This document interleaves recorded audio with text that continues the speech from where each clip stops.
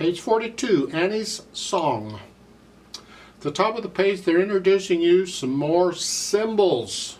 Oh, don't you just love it? We got lots and lots of symbols. It's why it's so important that you know and understand all the symbols we've seen so far, because we're just going to keep adding to them.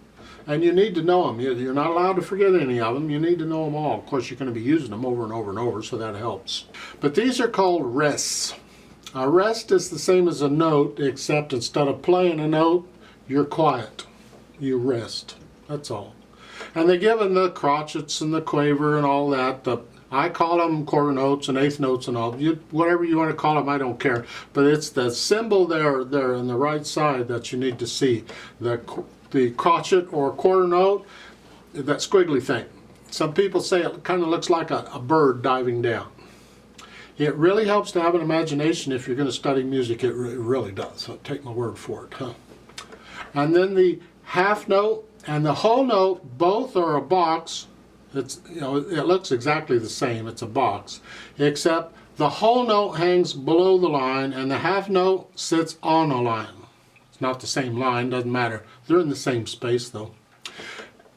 How you remember which is up to you. The system I use is, I think a whole note is 4 quarter notes, it's bigger. A half note's only 2 quarter notes, it's less. So the whole note being bigger, it's heavier, it hangs below. And the half note being lighter, it sits above. And that's how I remember which one is which. Otherwise, they look exactly the same.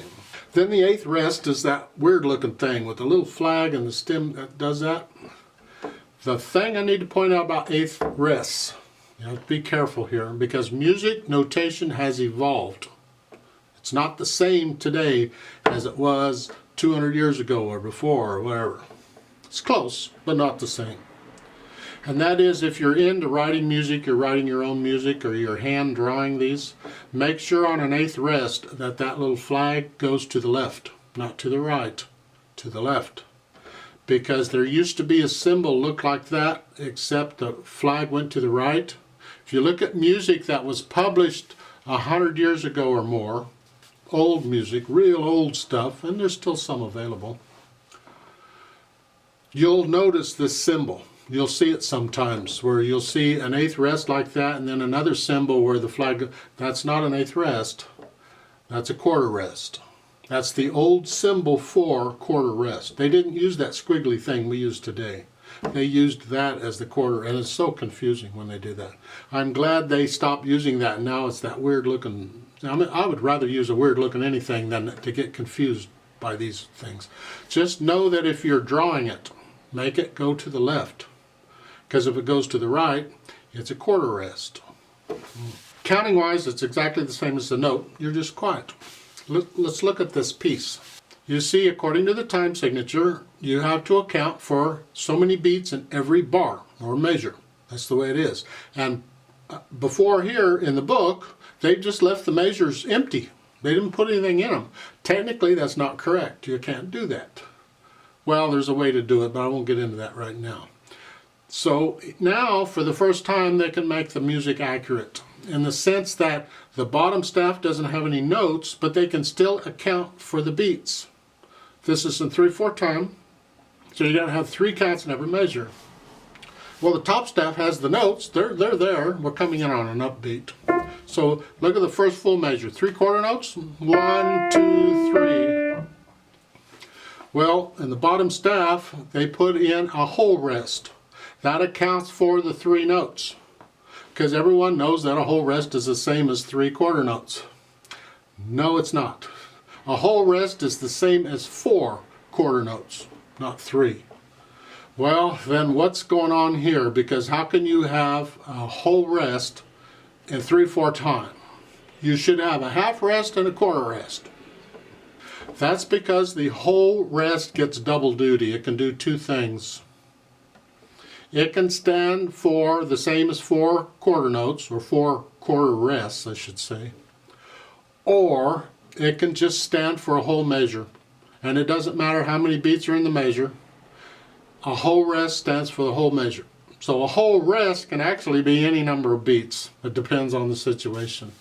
Here, the whole rest is worth 3 counts, and that's legal. They can do that. Just know it accounts, and they put a whole rest in each of these measures for the whole measure.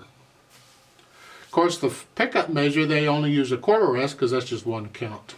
The point is we're accounting for all the beats we need to in both staves throughout the piece. That's how it's supposed to be done most of the time. There's exceptions to this, but don't worry about them. Let's just focus on this. Now also, for the first time in this book, we are playing more than 1 note at a time. Oh, isn't that going to be fun? Well, look at the bottom of page 42, the dotted half notes. There's 2 notes there. Let's look at this first dotted half note. There's a D and an F. And they have the finger numbers 2 and 4. Well, you're in this position, so those are the fingers you're going to use. You push them down at the same time. You know they're played at the same time. They stack them on each other and they're shared, the stem is sharing them. You play them at the same time. Each note has to have a dot because the value of the note doesn't have to be the same. I mean, one note could be a dotted half note, the other note could be a quarter note. It doesn't matter. Here they're both dotted half notes. You play them at the same time. If one were a dotted half note and the other's a quarter note, you'd still play them at the same time. But the quarter note you'd only hold down for 1 count and then let it up. Like so, if the bottom note were a quarter note. But they're both the same note, you hold them down. And the next measure, it's the C and an E. If you're not sure what these notes are on these multiple notes, you spell out the chord is what it's called. That means you start with the bottom note, because a chord is, people don't agree on the definition of a chord. People don't agree on much of anything in music, so big surprise. But you simply start out with the bottom note of the chord and you simply figure out each note in the chord on up, however many notes it has. You spell out the chord. So here, the bottom note is a D, and the next note is an F. That's it. And the next one, the bottom note is a C, and the next one's an E. See, again, you should know these notes instantly. You don't have time to figure them out. You should know what they are. And you'll see these quite a bit. You just put them down and here. Try and get them down at the same time. Not that easy to do. Should do it in both hands. Anything you do in one hand, you should do in the other. You got to develop both hands. That's how that works. Now, let's take a look here what we got going on. We got treble and bass clef again, 3/4 time, and we got these notes. So let's see what we got. We're in middle C position. So it's 3, 1, 2, 3, 1, 2, 3, 1, 2, 3, tie, 2. Remember the ties? And when you have more than 1 note like that, every note involved has to be tied. They all have to have, because you don't have to tie them all. Let's say, for instance, on the C-E, and it's tied. Let's pretend the C is not tied, only the E. Well, you play the C again. 1, 2, 3, 1, 2. Like that. So every note involved has to have a tie. Yeah, you get a lot of lines sometimes, but that's just the way it is. Here. And then going on, 3 and 1, 2. Now, top of page 43, second measure and third measure and fourth measure. You have this A. You got 3 A's in a row. First 2 A's are tied together, you hold them down. The next 2 A's are tied together. You see, in a tie, you can only tie 2 notes at a time. So if you want it to last longer than that, here, that A is going to last for, what, 7 counts? You just string the ties together. So you're going to hold that A down for 7 counts, the whole thing. You're just going to love it. That's just so much fun to sit there and count while I'm patiently waiting for the silly thing to end so I can go on. Well, look at the bottom, the last line. Last 4 measures, you have an A and an F. Now we're playing hands, both hands at the same time. This is the first time this has happened. But again, you can see how the notes line up in the stabs. So you're playing them both, and they're tied together. So you're going to hold those notes down for 4 measures, 12 counts. Well, good luck with that, but that's what the music says to do. So at the last line, let's just go over this last line at the bottom of page 43. You're here, for here, and then here. 3. So now I had to push the C down and the E down at the same time, and that C's a dotted half note, gotta hold it down. Like so. Now I'm playing both hands at once, and I'm using different fingers. Things are getting tricky here. So you practice that if you have to. So these notes, this is the second measure of the last line here. These are down together, and then these go down together. And I'll go over that little spot over and over and over it until I work out any hesitations, because the beat has to be a steady beat. So forth. So you go through and work it out, the notes and the rhythms and all, because you are playing together in other spots. Look at the end of the second line there on page 43. You're playing a note in each hand, a C and an E at the same time, and they're tied together forever, whatever it is, until you get to the 8th notes. So you go through and work out the notes, the rhythms, then go back and get rid of the hesitations so it's a nice steady beat. Whatever speed you choose. You can go slow, it's okay. Then once you have that, now we can go back and add the articulation. Well, the only articulation I see are the phrases. You see the long slur marks? So you're going to connect them. Connect them, then lift up between the phrases. It's like taking a breath. I don't know that I agree with the phrase, but we'll just go ahead and use the phrasing they've got. If you read the words, it's just one sentence, it's all together. But maybe you've run out of breath and you need to take a breath, I don't know.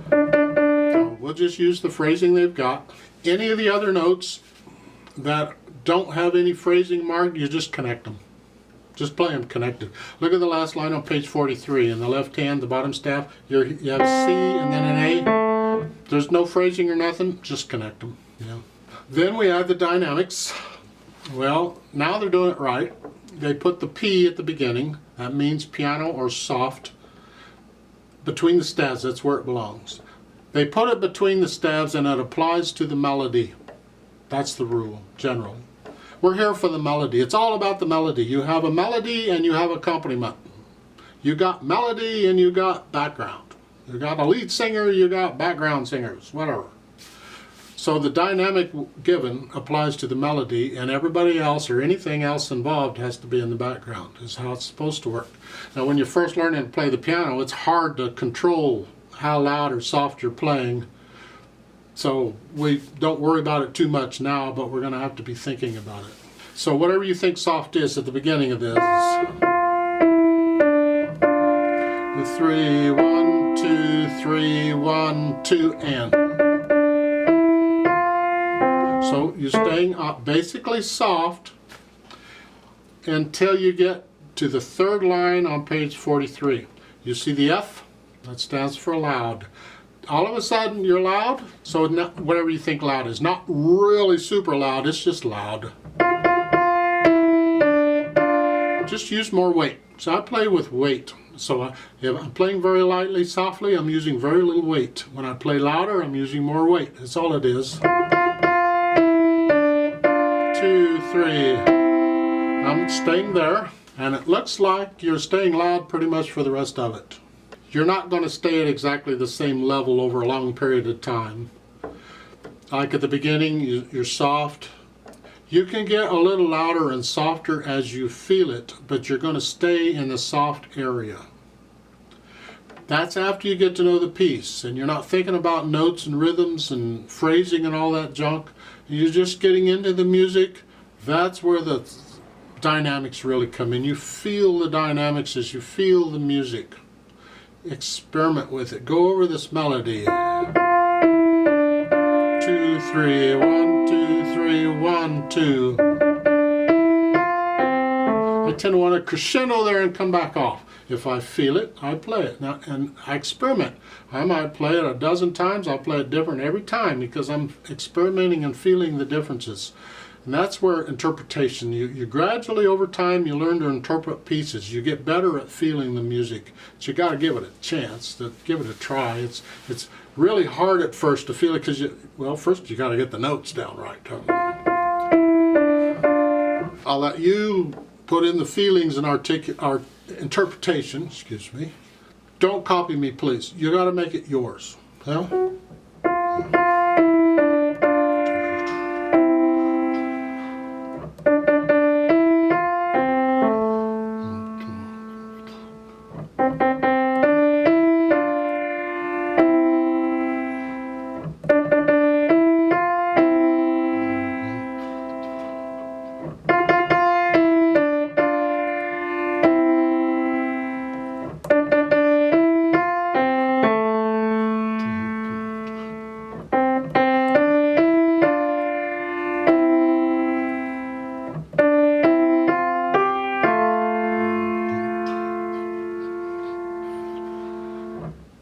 I like to play it with you very slowly to double check the notes and the rhythms.